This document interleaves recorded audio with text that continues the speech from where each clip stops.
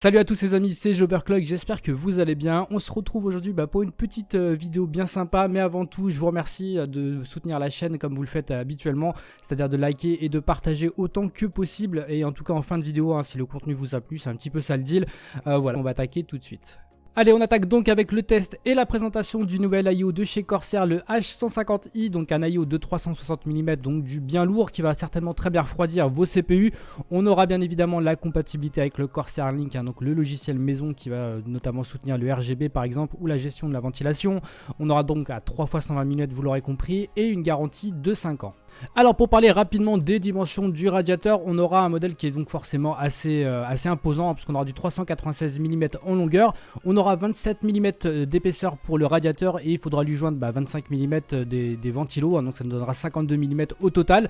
Faudra bien vérifier vos compatibilités avec votre boîtier, puisque là on est quand même sur du très gros IO. Alors à l'intérieur de notre traditionnelle boîte de chez Corsair, on va y retrouver tous les ustensiles nécessaires au montage de notre water cooling, donc la pompe et le radiateur qu'on verra un petit peu plus tard.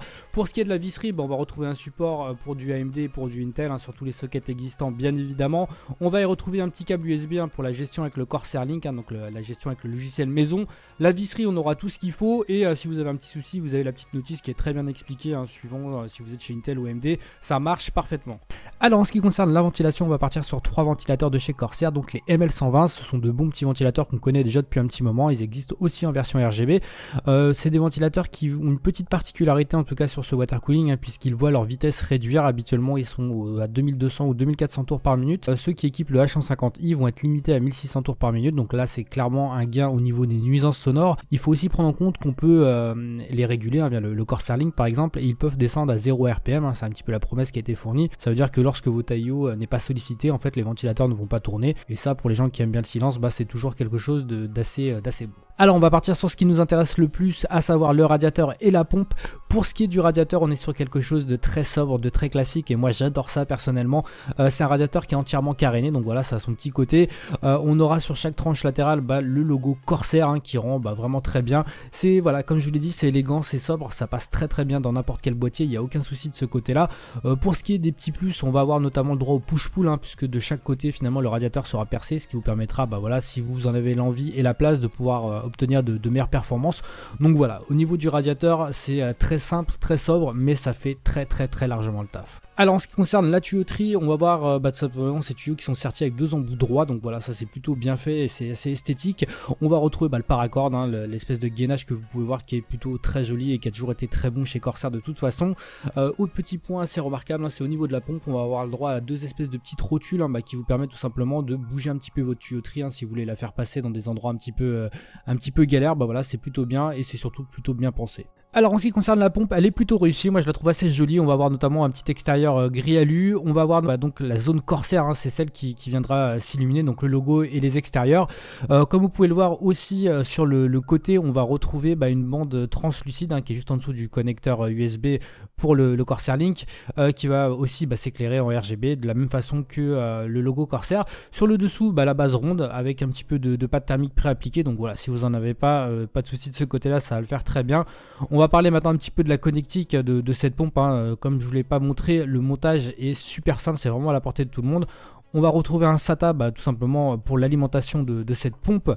On retrouvera aussi un petit connecteur 3 pins qui va tout simplement se connecter sur la prise de votre carte mère habituelle, là où vous branchez votre IO ou votre air cooling. Et on va retrouver une petite triplette tout simplement pour aller raccorder directement nos 3 ventilateurs. Et ça sera à peu près tout. Donc voilà, en ce qui concerne l'installation, comme je l'ai dit, c'est vraiment très simple. Alors maintenant on va voir un petit peu ce que ça donne en termes de performance. Donc du coup j'ai repris le 6700K parce que c'est le CPU que j'ai utilisé à chaque fois que j'ai testé un IO. Donc je l'ai remis à 4 GHz, donc à 1,22 volts. J'ai laissé la ventilation en automatique. On peut voir que les températures sont relativement bonnes. On est aux alentours des 54 degrés à peu près, 54-56 degrés pour grossir le trait. Lorsqu'on monte un petit peu en fréquence à 4.5 ou quasiment 4.5, j'étais à 450, quelque chose comme ça, on garde la même le même Vecor, on est en ventilation auto et cette fois on monte forcément un petit peu plus, hein, on est entre 57 et 62 degrés, donc voilà, ça reste globalement excellent. Pour ce qui est ensuite du 4,5 GHz avec la ventilation en full, on gagne un petit peu, on est entre 58 et 60 degrés à peu près, donc voilà, on gagne quelques petits degrés par rapport à la ventilation automatique, ça fait un petit peu plus de bruit par la même occasion, mais encore une fois c'est très très bon. Malheureusement j'ai perdu les stress tests que j'avais fait, parce que du coup j'ai retiré le CPU que j'avais fait à 4,9 et je voudrais pas vous dire de bêtises, mais il me semble qu'on touchait aux 72 degrés, 73 degrés il me semble, si je vous dis pas de bêtises, ce qui encore une fois est très bon pour un stress test sous OCCT. C'est voilà, globalement ce qu'il y a de mieux en termes de performance sur le marché actuellement. Alors pour les nuisances sonores, j'ai pris un petit screen sur smartphone, donc ça vaut ce que ça vaut, hein, c'est pas un outil pro, mais voilà, ça me dit quand même ce que j'entendais à l'oreille, hein, ça se sent. 32 décibels de moyenne, c'est que dalle, hein, très honnêtement, on l'entend pas, et ça c'était lorsque la ventilation était à pleine vitesse, hein, donc à 1600 tours et la pompe à 2800, c'est bon voilà, c'est excellent, hein, de ce côté-là, il n'y a aucun souci, et en plus il y a le 0 RPM lorsque vous le sollicitez pas, donc voilà, que du plus. Alors on fait un petit tour sur le Corsair Link, hein, puisque c'est l'outil qui va vous permettre tout simplement de gérer le rétroéclairage bien évidemment, mais aussi tout ce qui concerne la ventilation. Donc c'est assez simple, hein, vous voyez le H150i Pro est ici. Vous allez avoir tout simplement les sondes de température, hein, dans un premier temps. Vous allez pouvoir notamment voilà, vérifier quelques petites infos. Pour ce qui nous intéresse, les ventilateurs, donc là ils sont par défaut, donc après vous les mettez de la façon dont vous voulez. Donc le 0 RPM par exemple, ça va tout simplement, si on l'applique, voilà, ça va couper la ventilation sur le ventilateur numéro 1, comme vous pouvez le voir ici, il va se couper tout simplement. Donc voilà, ça c'est quelque chose qui est très bon. Bien sûr il reprendra lorsque la température va augmenter.